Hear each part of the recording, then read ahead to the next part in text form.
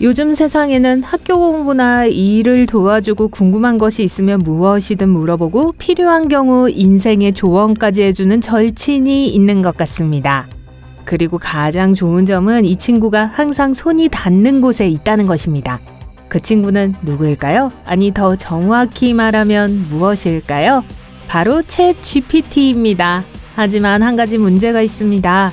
이 친구와 채팅을 할 때는 올바른 질문을 하거나 올바른 단어를 선택해야 합니다. 즉, 확실한 답변을 얻으려면 특정 방향으로 이끌어야 합니다. 간단하게 들리지만 속지 마세요. 정확한 프롬프트를 작성하는 것은 생각보다 까다롭습니다. 하지만 제가 도와드릴게요. 다음은 대화에서 최상의 결과를 얻는 데 도움이 되는 몇 가지 멋진 팁입니다. 가장 먼저 해야 할 일, 항상 좋은 시작점이죠. 챗 GPT는 똑똑하지만 여러분의 마음을 읽을 수는 없습니다. 그렇기 때문에 질문이나 지시를 최대한 명확하고 구체적이며 간결하게 작성해야 합니다. 이렇게 하면 요청의 범위를 더 잘 이해할 수 있기 때문에 더 관련성 높은 답변을 제공할 수 있어요. 예를 들어 운동에 대해 알려주세요 라는 질문은 상세하고 만족스러운 답변을 얻는데 도움이 되지 않을 수 있습니다. 대신 운동을 하면 어떤 건강상의 이점이 있는지 알려줄 수 있나요? 라고 질문하는 것이 더 좋습니다. 둘째, 프롬프트에 모호한 용어를 쓰지 마세요. 챗 GPT에 더 많이 컨텍스트를 제공할수록 좋습니다. 이렇게 하면 대화 주제를 더 정확하게 이해하는 데 도움이 돼요. 챗 GPT에게 노래 가사를 써줄 수 있는지 물어보고 싶다고 가정해 볼게요. 단순히 노래를 써줄 수 있나요? 라고 묻는 대신 노래의 주제가 무엇인지, 어떤 음악 장르를 염두에 두고 있는지 등에 대한 정보를 포함할 수 있습니다. 세 번째 팁은 단순한 예 또는 아니오 질문은 일반적이고 단순한 답변만 얻을 수 있기 때문에 피하는 것이 좋습니다. 반면에 무엇, 왜, 어떻게 또는 설명해 주십니까가 포함된 개방형 질문을 하면 훨씬 더 미묘하고 개인화된 답변을 얻을 가능성이 높습니다. 예를 들어 피자가 맛있나요? 라는 건 세상에서 제일 뻔한 질문일 거예요. 대신에 다음과 같이 질문해 보세요. 전 세계에서 가장 인기 있는 피자 종류는 무엇인가요? 라고 물어보세요. 네 번째 팁은 일종의 제안입니다. 챗 GPT는 사람이 아니라는 걸 인정하세요. 하지만 그렇다고 해서 프롬프트를 작성할 때 속어와 부적절한 단어를 사용하는 것이 괜찮다는 건 아닙니다. 네, 그런 언어를 사용해도 혼란스럽거나 충격을 받거나 불쾌하지 않을 거예요. 결국 다양한 언어 스타일을 이해하고 처리할 수 있는 능력을 갖춘 인공지능 언어 모델이기 때문이죠. 그러나 챗 GPT 자체는 이러한 언어에 대해 항상 적절한 응답을 제공하지 않을 수 있다고 말합니다. 믿을 수 없으시다고요? 직접 물어보세요. 그리고 공상과학 영화 같은 미래가 우리를 기다리고 있을 가능성이 조금이라도 있다면 친절하고 존중하는 마음으로 대하는 것이 좋습니다. 터미네이터가 나타날 때를 대비해 챗 GPT와 친해지세요. 다섯 번째 팁은 질문을 보냈는데 챗 GPT가 원하는 답변을 제공하지 않는다고 해서 아직 포기하지 마세요. 새롭고 더 관련성 높은 키워드로 프롬프트를 편집하여 챗 GPT가 원하는 내용을 더 잘 이해하고 질문의 핵심 요소에 집중할 수 있도록 하세요. 하지만 때때로 챗 GPT가 너무 많은 것을 처리할 수도 있습니다. 하루에 약 1000만 건의 문의를 받는다는 사실을 말하는 게 아닙니다. 온라인 스토어를 설정하고 홍보하는 방법과 같이 질문이 너무 복잡하다면 두 가지 질문으로 나누는 것이 좋습니다. 온라인 스토어를 설정하려면 어떤 단계를 거쳐야 하나요? 라고 질문한 다음 온라인 스토어를 위한 효과적인 광고 전략은 무엇인가요? 라고 묻는 식이죠. 챗 GPT가 더 자세한 답변을 드릴 수 있습니다. 또한 챗 GPT에 후속 질문을 하여 답변을 명확히 하거나 더 확장할 수도 있습니다. 예를 들어 AI 툴을 사용하면 어떤 이점이 있나요? 같은 첫 번째 질문이 있었다면 카피라이팅에 AI 툴을 어떻게 사용할 수 있는지 구체적인 예를 들어줄래요? 같은 다른 질문으로 질문을 확장할 수 있습니다.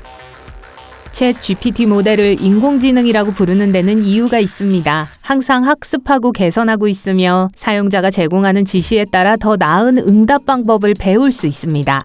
그래서 제가 드리는 7번째 팁은 피드백을 주는 것입니다.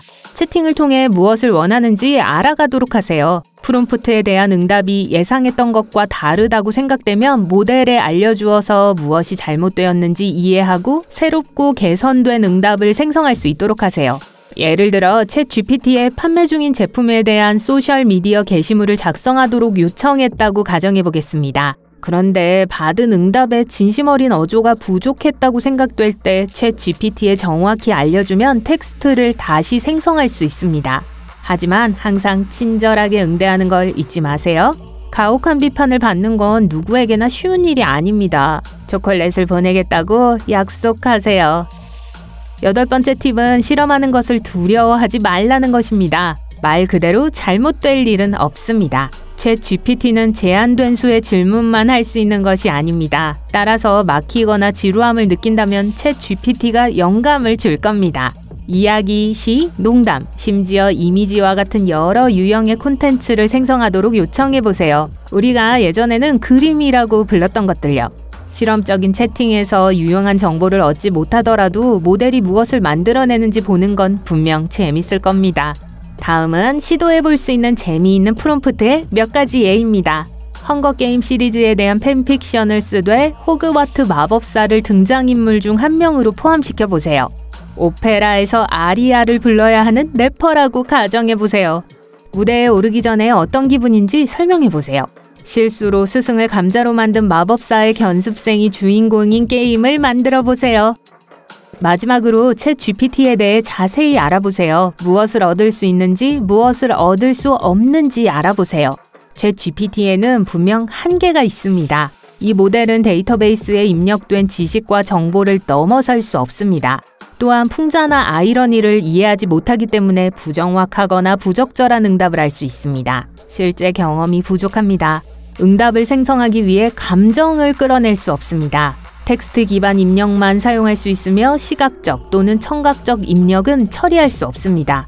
특정 문화적 맥락에 익숙하지 않을 수 있기 때문에 언어 및 문화적 장벽이 여전히 적용됩니다. 하지만 이러한 한계에도 불구하고 놀라운 기술이라는 사실은 변함없습니다.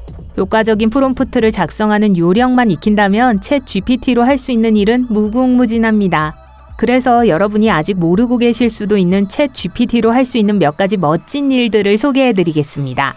요청하면 챗 GPT에는 표 형식으로 답변을 얻을 수 있습니다. 심지어 마이크로소프트 엑셀과 같은 다른 프로그램에서 이해할 수 있는 표준 형식으로 답변을 생성하는 것도 가능해요.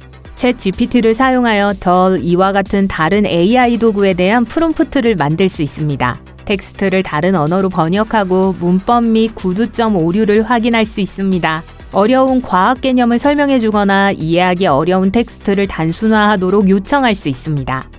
챗 GPT는 새로운 레시피를 만들고 가족 저녁 식사를 준비하고 휴가 계획을 세우고 재생 목록을 만들고 운동 프로그램을 제공하고 최고의 삶을 살 수 있도록 도와줍니다.